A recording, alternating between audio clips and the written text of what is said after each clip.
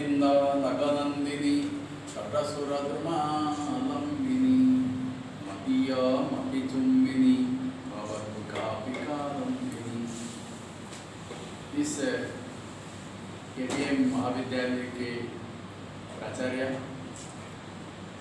एवं अब कार्य व्यस्तता के कारण हमारे आईपीएस के सदस्य आदरणीय मीरा मैडम अभी हमारे बीच में वो कार्य व्यस्तता में जा चुकी हैं एवं हमारे शिवशंकर जी सिंह जी विश्वविद्यालय के परीक्षा नियंत्रक डॉक्टर वाणी जी एवं इस महाविद्यालय के पूर्व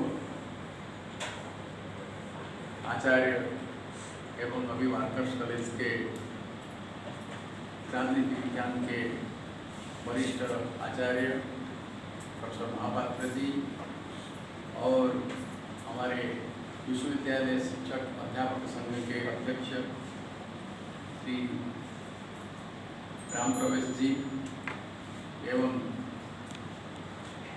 हमारे विश्वविद्यालय शिक्षक महासंघ के महासचिव प्रोफेसर भारती जी और सबका नाम लूँगा तो समय हो जाएगा, लेकिन सभी आचार्य मेरे नमस्ते है क्योंकि वो गुरु परंपरा के वो निर्वाहक है। सारे आचार्यगण, समस्त महाविद्यालय के कर्मचारीगण एवं बड़े अधिकारी से लेकर के जो भी हम सबको बड़े मानेंगे, क्योंकि शरीर में जितना महत्व ब्रेन का है उतना महत्व पेट का है, उतना महत्व हाथ का है।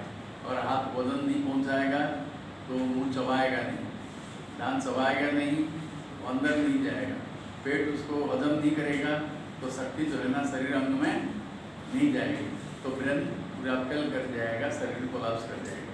तो इसी प्रकार के शरीर जैसे प्रत्येक अंग का महत्व है, इसलिए महाविद्यालय हो या विश्वविद्यालय हो, इस प्रत्येक अंग का महत्व उसमें होता है। और वास्तविक हम लोग यहाँ पर उपस्थित हुए थे IQAC के बारे में चर्चा करने के लिए। वो पक्ष तो रहा है, अब मैं अपने भाषण में कुछ पक्ष, द्वितीय पक्ष में IQAC के बारे में आप लोगों के सामने कुछ रखूँगा। उससे पहले जो बातें हमारे सामने आई उस पर थोड़ा सा चर्चा न करने से मैं समझता हूँ मेरा आना अधूरा रह गया। सबसे पहले मैं क्योंकि आजकल का युग जो है हम सब करते थे, ये न्याय कहता है जो कहते हो उसको प्रचार करो, तो आप करते हो दूसरों को मालूम पड़े। भगवान ने एक प्रजापति जिसको कहते हैं तितली को बनाया, उसके रंग में इतना पंख, उसका पंख में इतना रंग भर दिया, उसको देख करके अल्पना या रंगोली लोग करने लगते हैं कि उससे बेहतर कोई कर नहीं पाएगी। वो जो पंख उड़ा करके उड़ता है, लोग देखकर प्रसन्न होते हैं कि उसके अंदर कितना भगवान ने कितने चमत्कार दिया। खुशबू जो है ना पेड़ बने पृथ्वी से कितने पुष्प खिलते हैं, ने गुलाब के और सोमन चंपा के, सबके पुष्प अलग अलग है, वो करते हैं। इसीलिए मानव में जो गुण है वो गुण का परिप्रकाश होना चाहिए। विश्वविद्यालय में जो गुण है, जो छात्रों में गुण है, अध्यापक में जो हुनर है, ये हुनर आप लोगों के सामने आना चाहिए। न्याय नहीं चाहता, उसको व्यवस्थित ढंग से पेश कर देना वो बड़ी बात है। तो हमारे घर में जितना भी सब्जी हम ला करके घर में देते हैं, गृहिणी का कमाल है, वो किस ढंग से बना करके सब्जी खिलाती है। ठीक न्याय वही कहता है कि आपको आपके पास जो है उसको कैसे पैरामीटर, 7 पैरामीटर में आपके सामने कैसे समाज के सामने परसोंगे, वो पक्ष है। दूसरे पक्ष की जो है न्याय का एक पक्ष होता है जो मैं आपके सामने रखता हूँ। ये जो आलूनी वाला पक्ष है उनका क्या योगदान है, क्योंकि जो लोग यहाँ से उत्तीर्ण होकर के इस विश्वविद्यालय का महाविद्यालय का अन्न ले करके, वो अन्न 2 प्रकार का होता है, ज्ञान रूपी अन्न है और जो अन्न खाते हैं वो अन्न है, अन्न दे करके गए हैं, उसके लिए क्या योगदान है, उसको संस्था का जो नेतृत्व लेता है, प्राचार्य हो या कुलपति हो, उनको कैसे जोड़ सकता है। यहाँ पर देखा आपने 72 आदमियों को जोड़ा है, जिसके कारण से वो सामने ही दिखाता है, सामने ही बोलता है कि आपने क्या काम किया है। वो आनंदी जो है हमारे सामने यहाँ पर शिव शंकर जी बैठे हुए हैं, ये न्योता देते हैं कि जो काम चाहे हम करें। और इस बीच में मैं शुभेंदु बेहरा जी का हृदय से अत्यंत आभार व्यक्त करता हूँ। उनका सहयोग से यहाँ पर बहुत अच्छा काम हुआ है, जिसको बी ग्रेड मिला है। मैं अपना अनुभव भी बताता हूँ। मैं तो ऑलरेडी सेवानिवृत्त हूँ। सेवानिवृत्त के अंतिम महीना में भगवान ने मुझे यहाँ भेज दिया। मेरे कोई और भविष्य जो था, मैं तो गांव के एक अर्चक के पुत्र के रूप में जन्म लिया। और मुझे तो जितनी मुझे मेरी मांग थी भगवान के पास, उससे तो मुझे बहुत कुछ मिला है। मैं सोच रहा था गांव का हाई स्कूल का एक शिक्षक बन जाऊंगा तो मेरे से बढ़कर कोई भाग्यवान नहीं हो। लेकिन मैं एक विश्वविद्यालय ऑलरेडी कुलपति रह चुका हूँ। यहाँ मुझे स्थान मिला है। भारत सरकार में शिक्षा सलाहकार के रूप में रहा हूँ। जो जैसे मैडम ने बताया कि हम अगर संस्थान छोड़ करके चले जाएंगे, संसार छोड़ जाएंगे, उसके बाद एक गर्व के साथ संसार में जो भगवान के सामने जवाब देने के लिए रहेंगे कि हाँ, हमने कुछ किया, हमने अपने समय को व्यर्थ गंवाया नहीं। मुझे बहुत कुछ कहना है संतोष के बारे में। और वो महापात्र जी बताए, उसके बराबर में बढ़िया पद्य है, मुझे वो प्रेरित करता है। मैं उसको बोल करके अपने को आगे नहीं बढ़ा सकता हूँ। वो है सर्पा पिबन्ति पवनम न चतुर्पलास्ते शुष्कै स्तृणैर् वनगजा वलिनो भवन्ति खंदैर् फलैर् मुनिवरा गमयन्ति कालम संतोष एव पुरुषस्य परम निधानम्। इसका अर्थ है, सांप जो है, लोग कहते हैं कि हवा पीकर जिंदा रहता है, वो तो दूसरी चीज खाता है, लेकिन वो पड़ा रहता है, उसमें कोई संतोष इसका है, क्योंकि वो कोई दूसरी चीज में अगर कोई उसमें वो जैसे संतोष क्यों है कि मच्छर और खटमल जैसे वो खून के लिए काटता नहीं, वो काटता है कि उस पर कोई पैर रख करके उसका अपमान किया है, इसीलिए वो काटता है। वो संतोषी प्राणी। शुष्कै स्तृणैर् वनगजा वलिनो भवन्ति। हाथी जो है ना, प्योर वेजिटेरियन है, उसका शरीर देखिए कितना बलवान है, तो वो वेज ही खाता है, ये सात्विक आहार ही करता है। और ऋषि लोग जो हमारे सामने वेद है, रामायण है, महाभारत है, वो लिख कर गए, वो वन संस्कृति है, आश्रम संस्कृति है, उनके मन में संतोष है। किसी एक कवि को राजा ने कहा कि आप आओ मेरे राजदरबार में, बन जाओ, आपकी सारी सुविधा दे देंगे, महल बना देंगे, आपको इतना करा देंगे।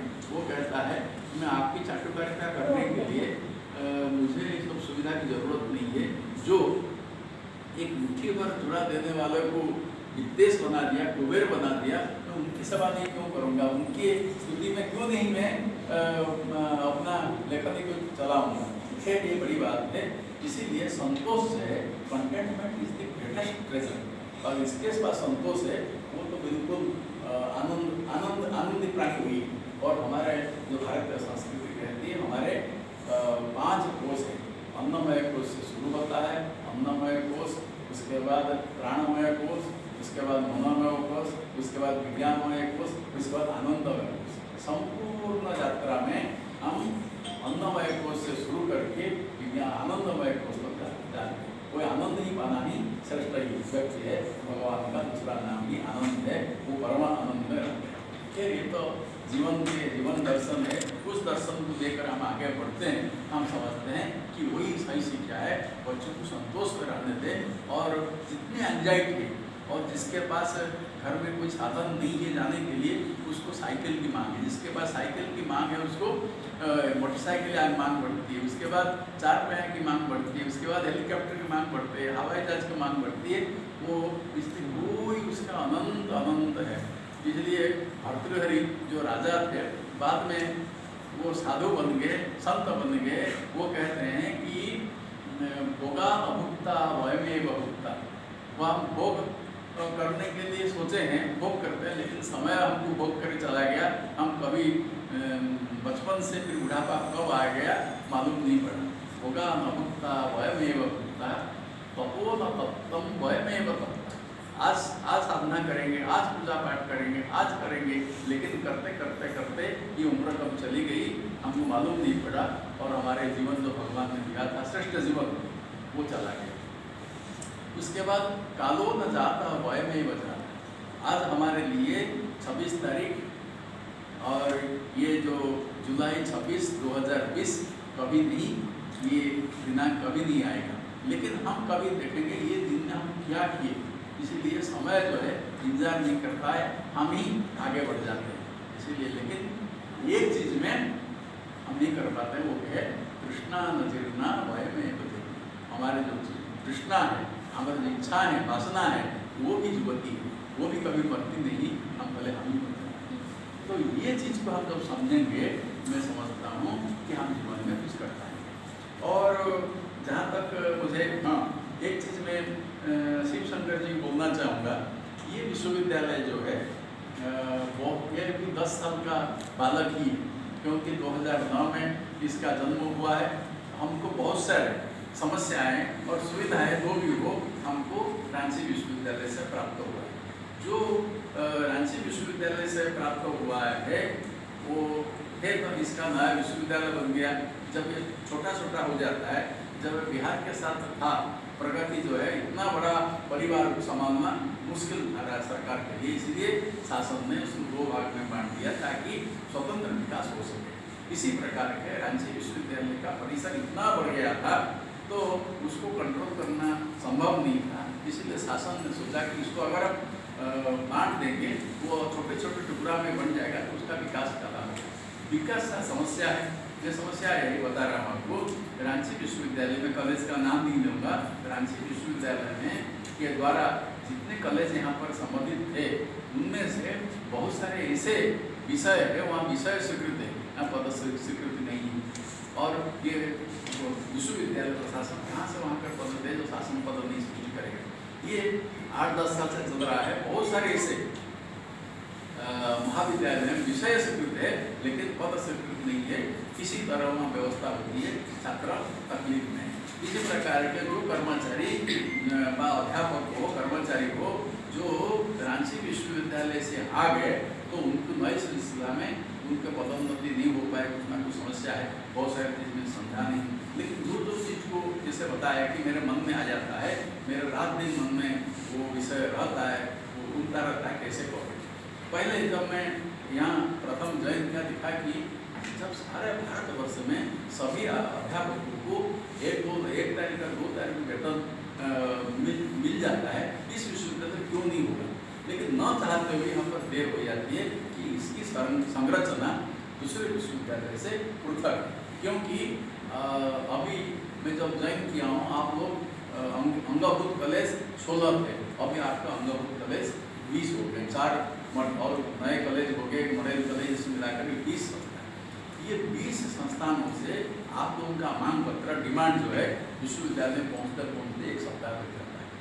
विश्वविद्यालय अपने मांग पत्रों को आप दूसरों का आप लोगों को परीक्षण करेगा सही है कि नहीं है इसके बाद, फिर विश्वविद्यालय का बिजली विभाग है एवं कर्मचारी है, उनकी तनख्वाह उनके सारा जोड़ते जोड़ते वो भी 1 सप्ताह लगा देते हैं, तो 5 दिन लगा देते हैं, फिर ट्रेजरी 2-3 दिन लगा देता है।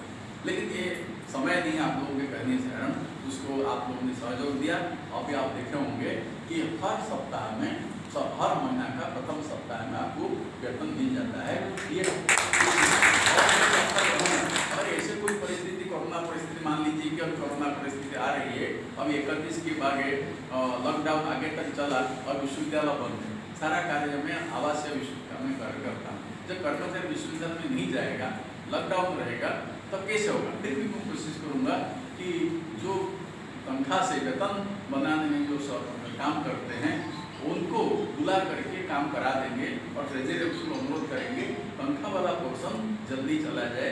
आप लोगों से भी निवेदन है, क्योंकि हमारे शिक्षक संघ के दोनों पदाधिकारी सौभाग्य से इस विश्वविद्यालय, इस महाविद्यालय के यहाँ पर उपस्थित है, ये समाचार भेज देंगे ताकि वो जो लेखा विभाग के जो कर्मचारियों को बुला करके, अगर हमको जो 2 डेडलाइन 2 तारीख दिया गया है यहाँ से चला जाता है, हम अपने वित्ताधिकारी को बुला करके कह देंगे, वो अपने कर्मचारी को बुला करके समय से कर देंगे। अगर लॉकडाउन रहते हुए भी सोशल डिस्टेंसिंग को मेंटेन करते हुए हम कर पाएंगे, वो काम कर देंगे।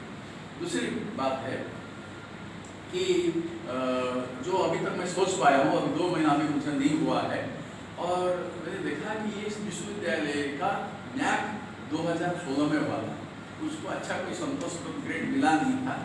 फिर मैंने सोचा कि ये मेरे समय में न्याक आ रहा है, अगले 2021 में हमको न्याक कराना है और तैयारियां कुछ नहीं है। न्याक का अभी मैं जब न्याक पर आऊँगा, ज़्यादा तो अभी समय नहीं है, हर पहलू पर 7 इंडिकेटर है, मेरे पास 7 क्राइटेरिया है। ये 7 एक क्राइटेरियन पर मैं केवल 5-5 मिनट समय दूंगा आप लोगों को। आप लोग जानते हैं क्यों, अभी हाल में आपने न्याक कराया, 1 साल ही हुआ है और विश्वविद्यालय को कराना है।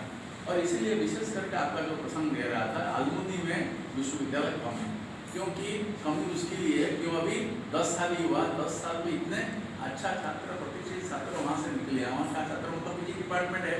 लेकिन उससे पहले तो जितने भी अंगभूत महाविद्यालय है, यहाँ के तो आलमुनी तो विश्वविद्यालय का आलमुनी है ही। इसीलिए आलमुनी का संगठन करके अगर यहाँ पर पानी जी है और वहाँ पर मुझे इस काम में सहायता करेंगे। हमारे जो 20 अभी तो 4 नए हैं, 16 महाविद्यालय है।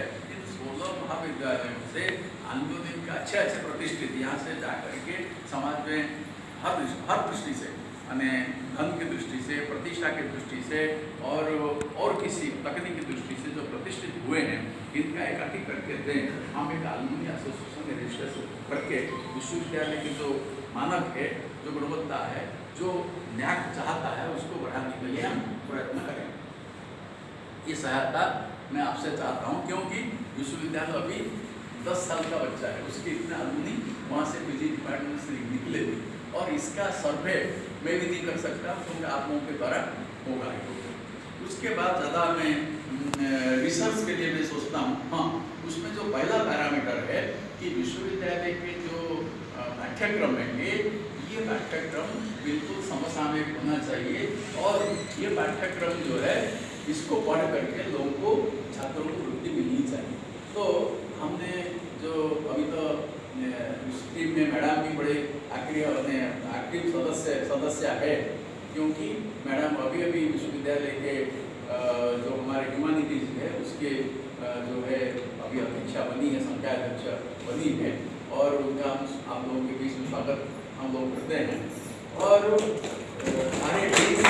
सारे हेड्स हम उनको मीटिंग बता करके आप लोगों को बड़ी खुशी होगी। हमने जो यूजीसी चाहती है, जो न्याक कमेटी चाहती है, उसी प्रकार के हम अपने सिलेबस को परिवर्तित कर चुके हैं। और इसको केवल बाकी है, इसको हम मेरे पास कोरोना के कारण, लॉकडाउन के कारण मेरे पास आ नहीं पाया है मैं, लेकिन हर दिन उनके साथ परसू करता हूँ। करीब 90% काम हो गया है। प्रथम पैरामीटर जो कि 150 में अंक होता है, ये सारा चीज़ पर हमारी तैयारी हो गई, 5% तैयारी हो गई और मैं समझता हूँ उसमें तो हमको अच्छा अंक मिलेगा। और मेरा अनुभव बता रहा हूँ, जब मैं श्री जगन्नाथ संस्कृत विश्वविद्यालय में कुलपति के रूप में ज्वाइन किया, तब मैं देखा था उस विश्वविद्यालय जो है 32 साल का युवक हो चुका है, लेकिन कोई कुलपति ने ये बिड़ा नहीं उठाया कि वहाँ का न्याक किया जाए। प्रथम बार वहाँ पर कोई न्याक हुआ नहीं था और सारे अध्यापक वहाँ डर रहे थे कम ग्रेड मिलने से बेतरह के नाक मकराए, तो कोई कराने के लिए तैयार नहीं था, लेकिन सबको मैं प्रेरित किया। और प्रथम साइकिल में वहाँ पर 200 एफिलिएटेड कॉलेज वहाँ उस विश्वविद्यालय का, आप लोगों को खुशी होगी कि उस विश्वविद्यालय को प्रथम बार न्याक कराएगा। पहला साइकिल में उसको ग्रीन प्लस मिला उस विश्वविद्यालय। इसीलिए क्योंकि न्याक कराने का मेरा अनुभव है और न्याक असेसर्स कमेटी में मैं चेयरमैन होकर के अनेक स्थान में एक स्थान में दे चुका हूँ, अभी भी हमको ट्रेनिंग मिली है। तो चूँकि उसमें मेरा अनुभव है जो ये महाविद्यालय का मैं समझता हूँ न्याक का अभी समय तो 5 साल में आएगा, लेकिन अभी हमारी बातें मैडम से हो रही थी, इस ग्रेड को ऑपरेट करने के लिए न्याक ने के और एक गुंजाइश रखी है। 3 साल के बाद आप चाहें तो इसको रिव्यू करा करके इसको उन्नत ग्रेड देने के लिए प्रयत्न कर सकते हैं। मैं समझता हूँ कि इस महाविद्यालय उस स्तर तक पहुँच गया है जहाँ तक रिव्यू कराने की स्थिति में है। मैं जो देख लिया हूँ, जैसे कि आप रिव्यू कराइए और मेरे रहते हुए मैं तो समय जो है ना इसका इंतजार नहीं करता है, और हर दिन जिस दिन आदमी जॉइन करता है उस दिन काउंटडाउन शुरू हो जाता है। तो इसीलिए मैं एक दिन में घटाता हूँ, एक दिन में इतना दिन बचा है, उतने दिन में क्या मैं करूँगा। और मैं समझता हूँ कि अगर 3 साल के बाद आप न्याय के लिए प्रयत्न कराएंगे और मैं समझता हूँ उसको आप टारगेट भी A+ रखिए। मैं समझता हूँ निश्चित रूप में आपको ये प्राप्त होगा, ये विश्वास। और जहाँ तक जो अध्यापकों की समस्या है उस समस्या में ज़्यादा समय नहीं, क्योंकि उस विषय पर केवल मैं जिसको बोलता हूँ मैं कहता हूँ आप समस्या मत बताइए, समस्या बताइए, मैं तो यहाँ पर हूँ, एक ही मेरा टारगेट है विश्वविद्यालय की प्रगति करना, समस्याओं को दूर करना। इसीलिए आप समस्या के साथ समाधान लाइए। मैं राम प्रवेश जी यहाँ पर है, भारती जी हैं, आप बैठ करके पहले इसी से शुरू किया जाए। इस महाविद्यालय का जो भी समस्या है प्राचार्य के साथ राउंड में बैठ करके दोनों संस्था के साथ समाधान के साथ मेरे पास आइए, और मेरे लेवल में जो कार्य है विश्वविद्यालय में रात दिन लग करके आप भी रहेंगे, मैं भी रहूँगा, ऑफिस का काम में घर में बैठ के काम करेंगे, वो समस्या का हम समाधान करेंगे।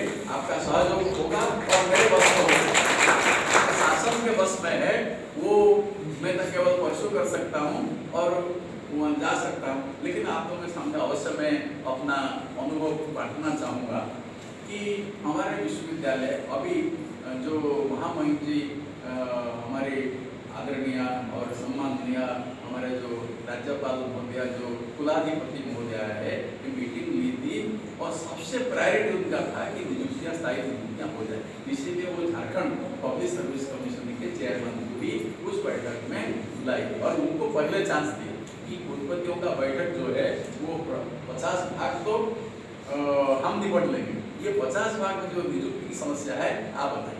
वो फिर हमारे सामने स्टैटिस्टिक्स आंकड़ा सुनाए। आंकड़ा में हमारे यहाँ विश्वविद्यालय का 370 पद जो है नए मैंने सहायक आचार्य व असिस्टेंट प्रोफेसर का पद अभी रिक्त होना है।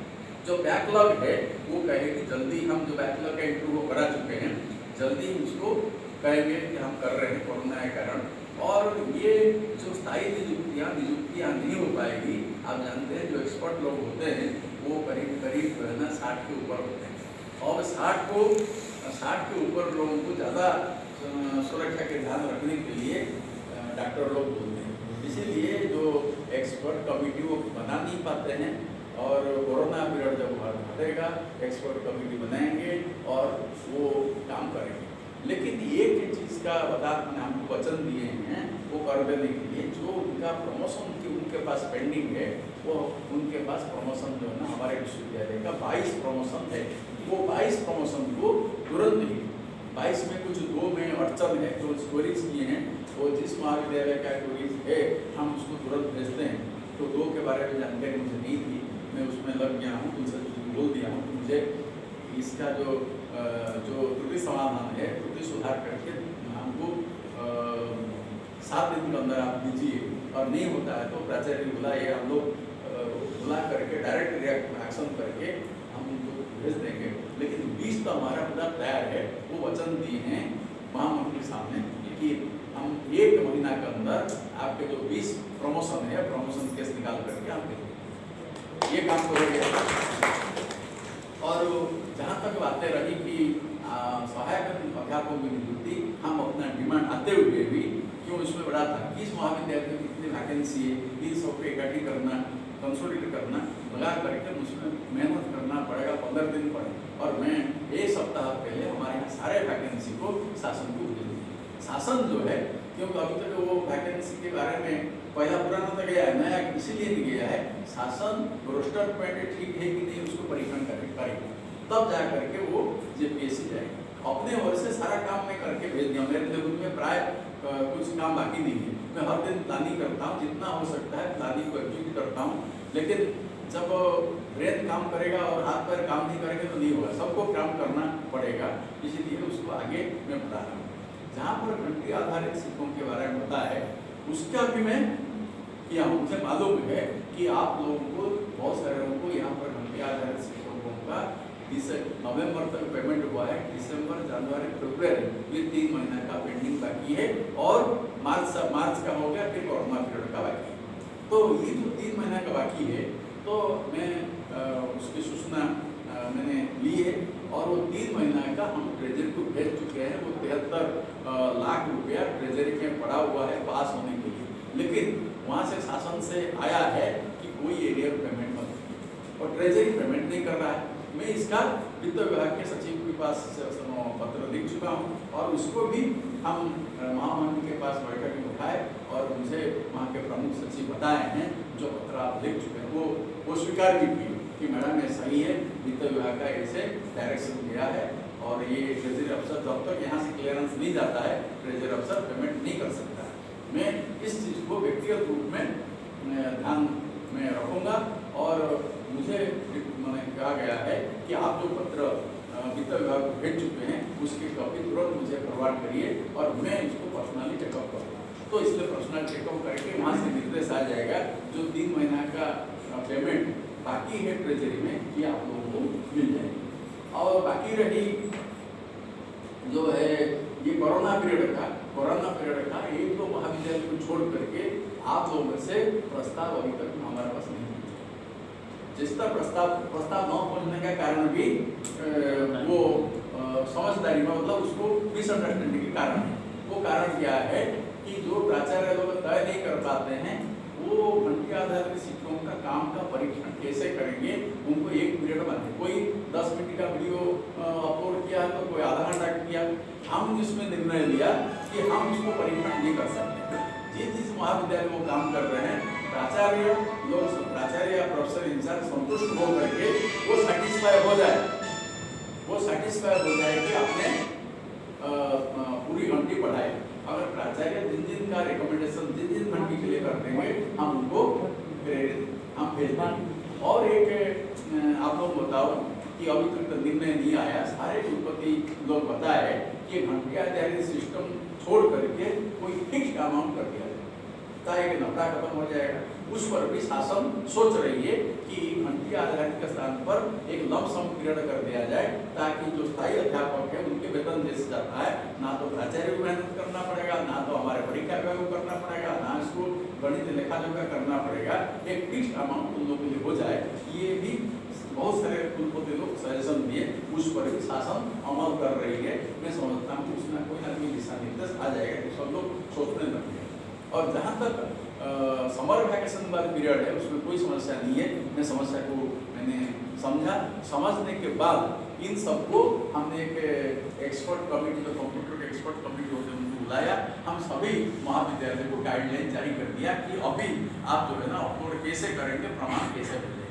आपका API में भी काम आएगा, वो आपको API भी पढ़ाएगा क्योंकि वो कोर्स डेवलप कर रहे हैं, उनको वेतन भी मिलेगा। इस प्रकार हमने भेजा मल्टीपर्पज बना करके कंप्यूटर का एक्सपर्ट से, ताकि अभी तक तो मुझे कहाँ से कंप्लेन नहीं है, सब लोग इसको स्वागत किया है। और आप उसी ढंग से अपलोड करेंगे, प्राचार्य भी प्रमाण प्रॉब्लम नहीं होगा भेजने के लिए और ये लोग को पढ़ाने में प्रॉब्लम नहीं होगा। हम वर्चुअल क्लास का मुख्य कोर्स के बारे में हम रिकॉर्ड रखेंगे जो UGC पर NAAC चाहती है, उसी ढंग से हम प्रमाण रख पाएंगे। और इस प्रकार के मैं समझता हूँ। और जो अध्यापकों का है, और मेरे समय आने के बाद शासन के द्वारा पैसा आया था, जितना भी आपका पेंशन, ग्रेचुइटी और अवकाश का जो है, मैं समझता हूँ कि 75% क्लियर हो गया, सब लोगों का आपको मिल गया है। और जितना भी बाकी है कोरोना के कारण जो है हम एक्सपेरिमेंट कर रहे हैं, इस महीना में हो, अगले महीना में हो, हम जितना बाकी हमारे पास जितना आगे हम पेमेंट कर रहे हैं। और महाविद्यालयों से अनुरोध है, अगर आपके पास कुछ बाकी है हमारे पास भेज देंगे। पेंशन, ग्रेचुइटी, लीव सैलरी का पैसा देने के लिए हमारे पास कोई समस्या नहीं है, हमारे पास पैसा है उस मद में। और 75% वेतन में हम उसका निराकरण करेंगे। समस्या आई है तो उसका समाधान कर रहे हैं, समस्या है तो उसका समाधान का उपाय मिल जाएगा। और ये जो राम प्रवेश जी जो सामने रखे हैं उसमें क्या जो है इतना सामान्यता है कि उनका जो तिथि परिवर्तन में समस्या आ रही है, वो तिथि परिवर्तन कैसे हो सकता है, पहले आप लोग यहाँ पर बैठकर विमर्श कर ले, फिर हमारे वहाँ आकर करें। इस विषय पर हम जो है ना सारे प्राचार्य लोगों का एक ऑनलाइन बैठक लेंगे, सभी लोगों की समस्या ले करके हम उसको सरकार को संस्तुति करेंगे। उसको जैसे जिस तरह आप यहाँ करते हैं, संघ के लोग जाकर के वहाँ के आला अधिकारी को बताएंगे। मैं समझता हूँ कोई ना कोई इसमें समाधान निकलेगा। अब यहाँ बैठ करके मैं समाधान कर दूंगा, ये तो मेरी दृष्टता होगी। ये मैं इतने के साथ साथ मैं समय चूँकि कमी है, मैं कुछ समय नैक के बारे में बताना चाहूँगा, जो कि बहुत महत्वपूर्ण है। इतना बता दूँ आपको, केवल अभी तो एक साथ नैक का जो 7 पैरामीटर्स है, 7 क्राइटेरिया है, एक क्राइटेरियन पर अगर हम विचार करेंगे तो उसमें 1 घंटा लगेगा। लेकिन मैं अत्यंत सारांश में, अत्यंत सूक्ष्म रूप में बताना चाहता हूँ कि अब जो है नैक ने अपना परिवर्तन कर दिया कि माने वैल्यूएशन में परिवर्तन कर दिया। पहले पूरा ये 7 क्राइटेरिया को मिला करके 1000 अंक होता था, 1000 आपको API जिसको कहते हैं मिलता है, अंक मिलता है। 1000 में कितना रखेंगे उसके अनुसार उनका मापन का शैली है, गणित का शैली, सांख्यिकी शैली है, उसके अनुसार कितना पॉइंट रखेंगे उस पॉइंट में आप लोगों का मूल्यांकन होता है। लेकिन अभी तो 1000 रखा है, लेकिन उसको 2 भाग में बांट दिया, 50% क्वालिटेटिव और 50% क्वांटिटेटिव। ये चीज़ आप ध्यान रखिए, क्वालिटेटिव हो गया गुणात्मक, क्वांटिटेटिव हो गया संख्यात्मक। तो आप जितना कृपया मोबाइल को साइलेंट मोड में रख लें थोड़ी देर के लिए। मैं भी पूरा बंद कर दिया ताकि ज़्यादा डिस्टर्ब नहीं होता हूँ मीटिंग में, इसलिए मीटिंग जो होती है मैं इसको साइलेंट मोड में रख देता हूँ। जितने मोबाइल आएगा उसमें रहेगा, फिर फुर्सत में जाऊँगा तो सभी का मैं उत्तर देता हूँ, जो भी विद्यार्थी भी करे और जो भी करे सबका मैं फ़ोन अटेंड करता हूँ। लेकिन मीटिंग के टाइम पर सबको साइलेंट मोड में कर देता हूँ, बाद में उनका रेस्पॉन्ड करता हूँ। इसलिए कृपया आप लोग भी अपना मोबाइल को साइलेंट मोड में कर दें। तो क्या कर दिया अभी, शायद जो आपका गुणात्मक और संख्यात्मक, क्वालिटेटिव क्वांटिटेटिव में आपको 5 साल का आंकड़ा देना है। वो जैसे कि आप करेंगे अभी 3 साल में मैडम रिव्यू कराएंगे तो 3 साल के आंकड़ा, और जो विश्वविद्यालय 5 साल के बाद कराते हैं तो मान लीजिए कि आपको 2021 में पढ़ रहा है तो हो जाएगा 16-17, 17-18, 18-19, 19-20 और फिर इसके बाद 21 के मार्च में। इसी प्रकार के वो 5 खाता बनाए, उसमें आपको आंकड़ा भरना पड़ेगा। कितने विद्यार्थी परीक्षा दिए थे, कितने हुए, कितना जो है ना परीक्षा दे भी पाए, कितना पास हुए, कितना फर्स्ट क्लास, कितना सेकंड क्लास, ये संख्यात्मक, ये संख्या को देना पड़ेगा। गुणात्मक के लिए आपको प्रत्येक पैरामीटर पर 500 शब्द में लिखना पड़ेगा, वो एंट्री करेंगे। और उसके साथ आपको दिया है उसका प्रूफ देखिए। मान लीजिए कि मैं वाणिज्य का विभाग का केस लेता हूँ, वो कहते हैं आपने परीक्षा में सुधार करने के लिए क्या किया, ये सुधार करेंगे तो नहीं होगा।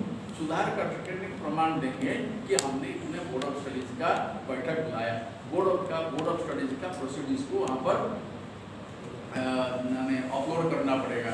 उसके बाद एकेडमिक काउंसिल में गया, इसमें एकेडमिक काउंसिल का डिसीजन को अपलोड करना पड़ेगा। उसके बाद सिंडिकेट को गया, सीनेट को गया, प्रत्येक प्रोसीडिंग अपलोड करेंगे, कोई मिथ्या प्रमाण नहीं दे पाएंगे। मिथ्या प्रमाण देंगे तो आप देंगे, तो जो कहेंगे उसके लिए प्रमाण करना पड़ेगा। इस प्रकार के इसका गुणात्मक संख्यात्मक हो जाएगा। और एक न्याय ने और इसको और पेचीदा बना दिया। पेचीदा ये बना दिया, पहले जो न्याय टीम के मेंबर लोग आते थे वो 2 प्रकार के, आपके पास जो है उसको देखेंगे एक व्यवहार का पक्ष रहता है। तो प्राचार्य, वाइस चांसलर कैसे उनको सम्मान करते हैं, कैसे उनको भक्ति करते हैं, वो भी मायना रखता है। और उसके बाद कितना उनका ख्याल आप लेते हैं उसका भी रहता है। वो संतुष्ट होते हैं तो जो है जैसे कि 59 में सेकंड क्लास होता है, 60 में फर्स्ट क्लास होता है, वो 59 को 60 कर देने में उनके हाथ में अधिकार रहता है। इसको देखते हुए नायक को अनुभव हुआ कि कुछ टीम के लोग बायस हो करके जो नहीं है वो दे देते हैं, तो इसीलिए शासन ने उसको और पेचीदा बना करके अभी क्या कर दिया, 70% आपका जो SSR को मूल्यांकन वो थर्ड पार्टी के द्वारा करेंगे।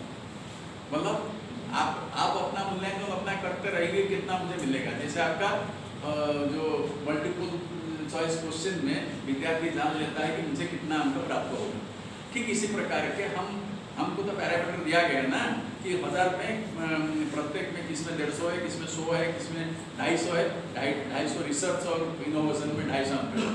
तो आप लोग जानते हैं कि हमको कहाँ कितना मिलेगा, 10 नंबर 15 नंबर इधर उधर हो सकता है। लेकिन इसको पेचीदा बनाने के लिए NAC ने कर दिया कि 75% आउटसोर्सिंग करेगा। मतलब आपका डाटा को वो एक अननोन पार्टी को दे देंगे जो केवल NAC का डायरेक्टर को मालूम है और उसको मालूम नहीं। ये जो है थर्ड पार्टी एजेंसी, वो अपने गुप्त ढंग से आपने जो डाटा दिया है उसका परीक्षण करेंगे। वो परीक्षण करके आपको मार्क भेज देंगे कि आपको इतना अंक मिला, वो मार्क आपके पास आ जाएगा। अगर आप डिफर करते हैं वो प्रमाण देंगे, वो उसको सुधार भी सकते हैं। इसके बाद जब ये तय हो जाएगा तो NAC टीम आएगी। NAC टीम के हाथ में केवल 30% रहेगा, वो 30% से आप लोगों का मूल्यांकन करेंगे और 70% आपका तो मूल्यांकन करके आएंगे। 70% आपका मान लीजिए थ्योरी, ये 30% प्रैक्टिकल। और वो थ्योरी को वेरीफाई करेंगे सही है कि नहीं। अगर ये अनुशंसा करेंगे तो थ्योरी भी गलत है, वो भी नंबर कट सकता है। लेकिन जो भी आएगा उसके पास 70% का मार्क, मतलब मान लीजिए कि 1000 है, 700 मार्क का वो अंक लेकर के कितना आपको मिला वो लेकर आएगा और 30% को फिजिकली देखेगा आप सही है कि नहीं। ये बेसिक चीज को आप लोग समझ लें। और उसके बाद जो 7th क्राइटेरियन, समय नहीं है कि बिंदु पर ज़्यादा नहीं बोल सकता हूँ मैं, जो 7th आपका क्राइटेरियन है वो है आपका बेस्ट प्रैक्टिस। आपका यूनिवर्सिटी में या कॉलेज में आप बेस्ट प्रैक्टिस क्या करते हैं? तो बेस्ट प्रैक्टिस में हम जो है ना में जो पहले जिस विश्वविद्यालय से अभी आया हूँ उस बेस्ट प्रैक्टिस में 2 बेस्ट प्रैक्टिस चुना पड़ेगा। एक बेस्ट प्रैक्टिस हमने दे दिया पांडुलिपियों का संरक्षण, क्योंकि हमारे वहाँ 1 लाख से अद्भुत पांडुलिपियाँ मैन्युस्क्रिप्ट से उनको रखरखाव करते हैं कि हमारा भारतीय धरोहर है, धरोहर कैसे रखते हैं। और जब मैं जगन्नाथ में था उसमें बेस्ट प्रैक्टिस ले दिया कि यहाँ पर हम कल्चरल हेरिटेज को रक्षा करने के लिए हम अपने बच्चों को ट्रेनिंग देते हैं। जैसे कि कोई तीर्थ स्थान में जाएंगे कि आप वहाँ गाइड करने के लिए वहाँ पर इतना एक्सपर्ट आपको नहीं मिलते जो आपको करेगा वो परंपरा से करेगा। लेकिन संस्कृत के बच्चे उस स्थान को पढ़ने, शास्त्र को पढ़ते हैं, पुराण इसके माध्यम से, पुराण तंत्र आदि के द्वारा, वेद के द्वारा वो चीज़ को बनेगा। तो उसको हम गाइड, जो टूरिस्ट गाइड होते हैं उनको ट्रेनिंग दिए। और उसके बाद कर्मकांड लुप्त हो जाता है। आजकल गांव में कोई अच्छे ढंग से संस्कार कराने के लिए नहीं मिलता। हम लोग इतना गिर गया 15 साल में, जब वहाँ बच्चों की शादी कराते हैं तो पंडित जी कहते हैं अरे जल्दी जल्दी करो यार, आगे लोग भोजन करने के लिए जो है क्या लगा रखा है उसको।